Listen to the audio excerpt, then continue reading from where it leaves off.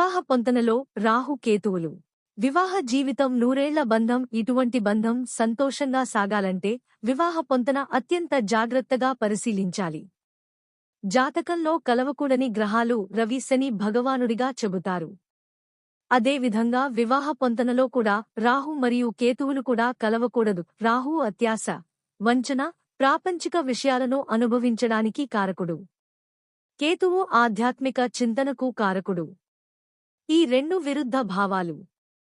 వివాహ పొంతనలో రాహు నక్షత్రాలకు, కేతు నక్షత్రాలకు పొంతన చూసి వివాహం కుదిరిస్తే ఆ దంపతులు చాలా బాధాకరమైన జీవితాన్ని గడపవలసి వస్తుంది.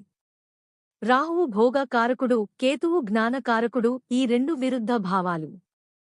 ఈ రెండు రకాల మనస్తత్వాలు ఉన్న జంటకు వివాహం చేయకూడదు.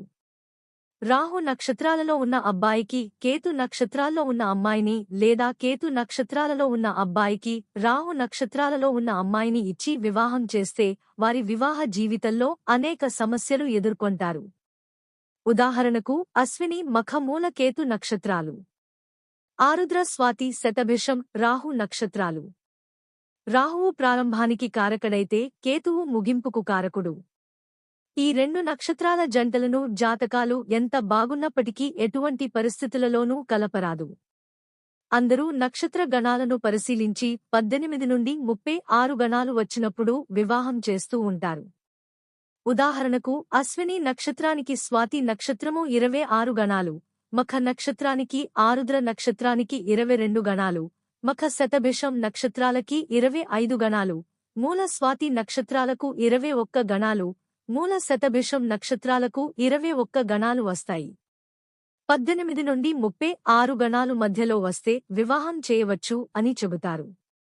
కేవలం నక్షత్రాల వరకు చూసి ఇటువంటి నక్షత్రాలకు వివాహం చేస్తే వైవాహిక జీవితం చాలా సమస్యలతో ఉంటుంది. ఇటువంటి వారికి మగ సంతానం లేకపోవడం, అసలు సంతానమే లేకపోవడం, సరియైన ఆర్థిక స్థితి లేకపోవడం లేదా భార్యాభర్తల మధ్య నిరంతరం సమస్యలు ఉండడం జరుగుతాయి. ఉదాహరణకు కేతు నక్షత్రంలో ఉన్న అబ్బాయి ఎక్కువగా దైవచింతన గురించి ఆలోచిస్తాడు.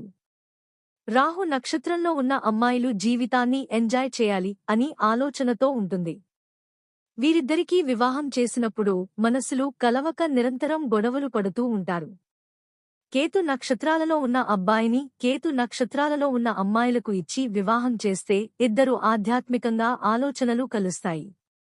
లేదా ఇద్దరు రాహు నక్షత్రాలలో ఉన్న వ్యక్తులైతే ఇద్దరు జీవితాన్ని ఒకే రకంగా ఎంజాయ్ చేయాలి అని ఆలోచనలో ఉంటారు. వీరి మధ్య ఎటువంటి సమస్యలు ఉండవు. విరుద్ధ నక్షత్రాలలో వివాహం చేసినప్పుడు అవయవ లోపంతో ఉన్న సంతానం కలగడం లేదా మందబుద్ధిగల సంతానం కలగడం జరుగుతుంది. ఇటువంటి సంతానాన్ని పెంచుతూ జీవితకాలం మానసికంగా బాధ అనుభవించాల్సి వస్తుంది. ఇద్దరి జాతకాలు పూర్తిగా బాగున్నప్పటికీ ఈ రాహు, కేతు నక్షత్రాలను కూడా తప్పకుండా పరిశీలించి వివాహం చేస్తే వారి జీవితం సుఖమయంగా ఉంటుంది.